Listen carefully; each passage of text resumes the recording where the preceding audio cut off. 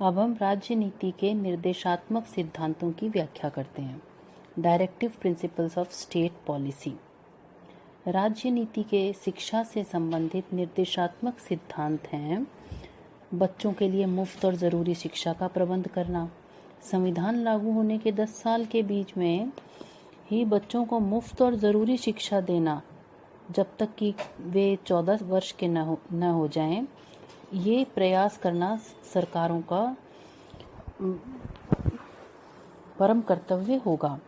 अनुसूचित जातियों के लिए शैक्षणिक और आर्थिक रुचियों का प्रबंध करना भी अनिवार्य किया गया। कमज़ोर श्रेणियों के लिए शैक्षणिक और आर्थिक रुचियों के प्रति विशेष ध्यान देना होगा और अनुसूचित जाति और कबीलों की सामाजिक भेदभाव और शोषण से रक्षा करनी होगी। कुछ खास मामलों में काम करने, शिक्षा और जनता की सहायता का अधिकार। राष्ट्र अपनी आर्थिक सीमा और विकास के अंदर बेरोजगारी, प्रौढ़ता, बीमारी और अपाहिजता और दूसरी अनचाही इच्छाओं के मामलों में प्रभावशाली प्रबंध करेगा, जैसे काम करने का अधिकार, शिक्षा का अधिकार, समाज सेवी का अधिकार। राष्ट्रीय महत्वता के उद्देश्य: राष्ट्रीय चिन्ह की रक्षा करना। प्रत्येक राष्ट्रीय स्मारक, चिन्ह, स्थान और कलात्मक या ऐतिहासिक वस्तु जिसे कानूनी तौर पर राष्ट्रीय मान्यता प्राप्त हो, उसकी रक्षा करना राष्ट्र का कर्तव्य है। ऐतिहासिक वस्तु, शत्रुओं से जीती कोई वस्तु, किसी सुंदर चीज का भ्रष्ट किया रूप, कोई हटाई गई या बाहर से आयात की गई वस्तु हो सकती है। संविधान के तहत ये सिद्धांत देश की सरकार के मौलिक सिद्धांत हैं, परंतु यह अदालत द्वारा बाध्य नहीं किए जा सकते, जबकि सुप्रीम कोर्ट बहुत छोटी मात्रा में या किसी विशेष स्थिति में इन सिद्धांतों को बदल भी सकता है। तो ये राज्य नीति के निर्देशात्मक सिद्धांत थे। अब शिक्षा का अधिकार अधिनियम 2009 क्या है, ये हम पढ़ेंगे।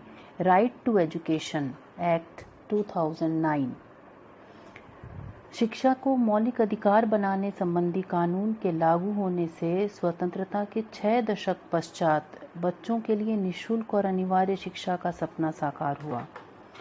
यह कानून 1 अप्रैल 2010 में लागू हुआ। इसे बच्चों को निःशुल्क और अनिवार्य शिक्षा का अधिनियम 2009 नाम दिया गया। शिक्षा का अधिकार अधिनियम 2009। इस अधिनियम के लागू होने से 6 से 14 वर्ष तक के सब बच्चों को अपने नज़दीकी विद्यालय में निःशुल्क और अनिवार्य प्राथमिक शिक्षा पाने का कानूनी अधिकार मिल गया। इस अधिनियम की खास बात यह है कि गरीब परिवारों के वे बच्चे जो प्राथमिक शिक्षा से वंचित रह जाया करते थे, उनके लिए निजी विद्यालयों में 25% आरक्षण का प्रावधान रखा गया है। राइट टू एजुकेशन एक्ट लागू होने के अवसर पर प्रधानमंत्री ने अपने संदेश में कहा कि भारत नौजवानों का देश है।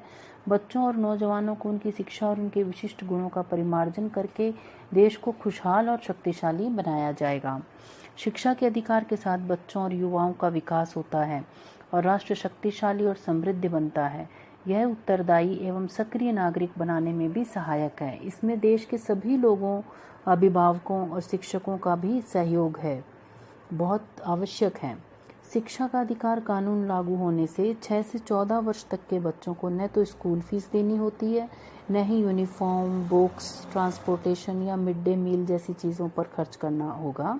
बच्चों को न तो अगली क्लास में पहुंचने से रोका जाएगा, न ही उनको निकाला जाएगा, न ही उनके लिए बोर्ड परीक्षा पास करना अनिवार्य होगा। कोई स्कूल बच्चों को प्रवेश देने से इनकार नहीं कर सकता और हर 60 बच्चों को पढ़ाने के लिए एक न्यूनतम अध्यापकों की जो संख्या है वो निर्धारित की गई है कि उतने अध्यापक तो होने ही चाहिए। जिन स्कूलों में संसाधन नहीं है उन्हें 3 साल के अंदर सुधारा जाएगा। साथ ही 3 किलोमीटर के क्षेत्र में एक विद्यालय स्थापित करना आवश्यक होगा। इस कानून के लागू करने पर आने वाला खर्च केंद्र सरकार 55% देगी और राज्य सरकार 45% देगी। शिक्षा के अधिकार को मूल अधिकार का दर्जा देने के साथ ही इसे मूल कर्तव्यों में शामिल कर अभिभावकों का कर्तव्य बनाया गया है। इस अधिनियम द्वारा राज्य सरकार, बच्चों के माता पिता या संरक्षित सभी का दायित्व तय किया गया है और उसके उल्लंघन करने पर अर्थदंड का भी प्रावधान है। ये खासतौर से जो ये अधिनियम है, ये भारत को एक विकसित और शिक्षित राष्ट्र बनाने में एक मील का पत्थर साबित हो सकता है। इस अधिनियम को सही रूप से क्रियान्वित कर 2020 तक भारत को एक नॉलेज सोसाइटी में रूपांतरित किया जा सकेगा। इस अधिनियम के समुचित रूप से क्रियान्वयन में राज्य सरकारों का, केंद्र सरकार का, स्थानीय प्राधिकारियों का, माता पिता का, विद्यालय और शिक्षकों का दायित्व भी सुनिश्चित किया गया है। जैसे कि केंद्र सरकार को ध्यान देना होगा कि शैक्षिक प्राधिकारी की मदद से एक राष्ट्रीय ढांचा विकसित हो, बच्चों का बहुमुखी विकास हो, संविधान में समाहित मूल्यों का विकास हो, अधिकतम स्तर पर मानसिक और शारीरिक क्षमताओं का विकास हो सके बच्चों का, बालकों को बालक केंद्रित और बालक मित्रवत तरीके से गतिविधियों द्वारा सिखाया जा सके, निर्देशों का माध्यम जहाँ तक हो सके बच्चों की मातृभाषा में होना चाहिए ताकि बच्चों को जो भी पढ़ाया जाए वो उन्हें समझ में आए।